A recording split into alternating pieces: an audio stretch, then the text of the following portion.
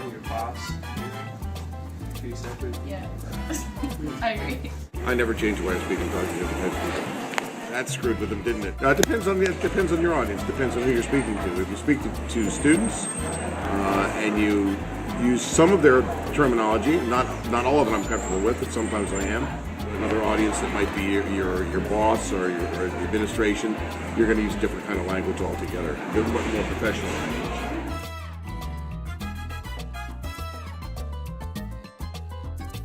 That's all we interact with, like technology.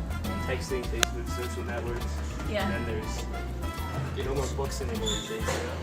Everyone's always talking about electronics. Oh, absolutely. I think that your generation in particular, you know, are kind of it's kind of a double-edged sword for you. You've got all these phones and stuff, you know, that is a way of texting with each other.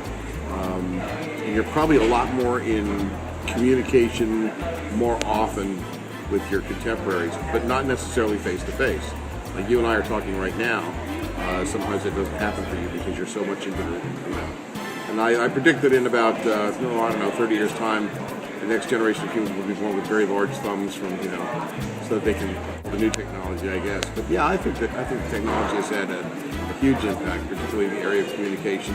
How you get your information, you're used to getting it on screen from something, so, you know, maybe the ideas of the days of a teacher standing in front of a room full of students and direct one-to-one contact may be limited in the future. We may be doing more stuff where we come to you on a screen, you know, and as I've often said, that we can be the true stars that we really are. You know, we'll start to change backgrounds and, you know, film ourselves in front of green screens and stuff, and we'll believe that we're all superheroes because we, you know, put in the background and make me look, you know, much more ripped than I am. The worst thing is Facebook. That's the worst technology thing. Because kids don't have the interaction face-to-face anymore because they don't want to go down the hall or go to talk to somebody. They'd rather text them or do it so that you don't have to do it face-to-face. So when they do that, people don't know how to act when they run into you.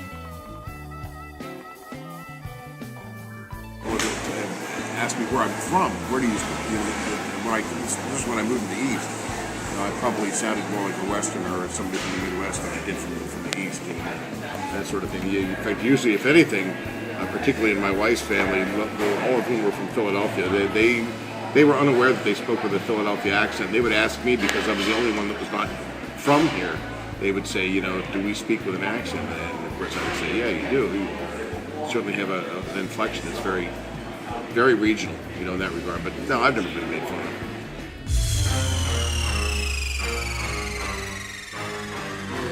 In what situations? Like when I act black, like slang. What kind of slang words are popular nowadays?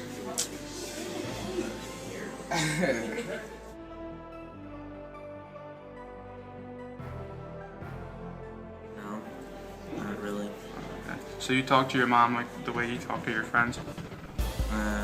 No. So what's the difference? I don't know, I guess I just talk more lenient with my friends.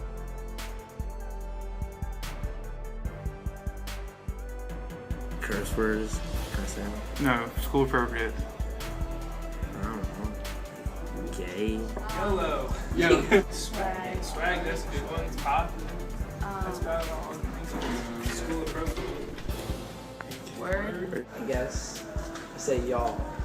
It's literally y'all. Swag. I can't think of those off the top of my head. I hear words, they're just not appropriate sometimes. But I can't think of it. Because I think sometimes kids don't say them around us because we're administrators or teachers. And you have to hear it as an informal off the cuff.